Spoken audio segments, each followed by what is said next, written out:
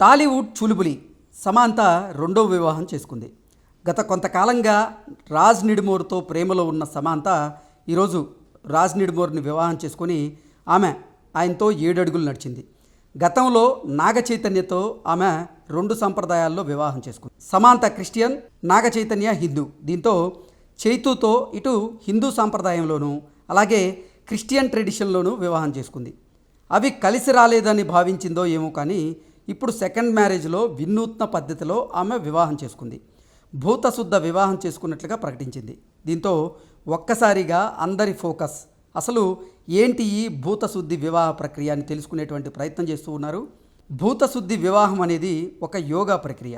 ఈ పద్ధతిలో వివాహం చేసుకునేటువంటి జంటలు తమ జీవితాలను ఒక్కటయ్యేలా చేసుకోవడానికి, తమ వ్యక్తిగత స్వభావానికి సంబంధించినటువంటి పరిమితులను తొలగించుకోవడానికి ప్రయత్నం చేస్తూ ఉంటారు.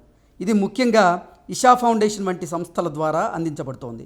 ఇక్కడ ఈ ప్రక్రియ ద్వారా జంటలు తమ వివాహాలను ఒక పవిత్రమైన లోతైన అనుభవంగా మలుచుకుంటారు. ఈ వివాహ ప్రక్రియలో భాగంగా జంటలు ఆదియోగి సమక్షంలో వారి వివాహాన్ని జరుపుకుంటారు.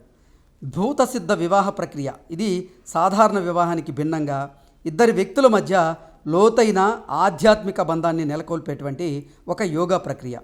వివాహంతోనే జంట తమ వ్యక్తిగత స్వభావానికి సంబంధించినటువంటి పరిమితులను అధిగమించి జీవితాలను ఒకటయ్యేలా చేసుకోవడమే ఈ వివాహం యొక్క ఉద్దేశం. వివాహం అనేది భవిష్యత్ తరాల జీవితంపై ప్రభావం చూపుతుంది కాబట్టి ఈ వివాహ ప్రక్రియను అత్యంత శుభప్రదమైన రీతిలో జరుపుకోవడం ముఖ్యమని వారు భావించారు. దేవి మరియు ఆదియోగి వంటి దైవాల సమక్షంలో వివాహం చేసుకోవడం వల్ల దంపతుల మధ్య మరింత లోతైన ఆధ్యాత్మిక బంధం ఏర్పడుతుంది. ఇది ఒక విధమైనటువంటి సమర్పణగా కూడా భావిస్తారు. ఇక్కడ దంపతులు వారి జీవితాలను దైవానికి అంకితం చేస్తారు. ఇషా యోగా సెంటర్ వంటి ప్రదేశాలలో ఆదియోగి సమక్షంలో వివాహం చేసుకోవడం ద్వారా దంపతులకు ఒక ప్రత్యేకమైన ముఖ్యమైన అనుభవాన్ని అయితే అందిస్తుందని వారు చెబుతూ ఉంటారు.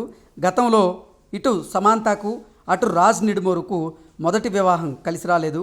అందుకే ఇషా ఫౌండేషన్ చైర్మన్ జగ్గి వాసుదేవ్ బాబా ఆశీస్సులతో భూతశుద్ధి వివాహ ప్రక్రియలో ఒక్కటైనట్లుగా సన్నిహితులైతే తెలియజేస్తున్నారు.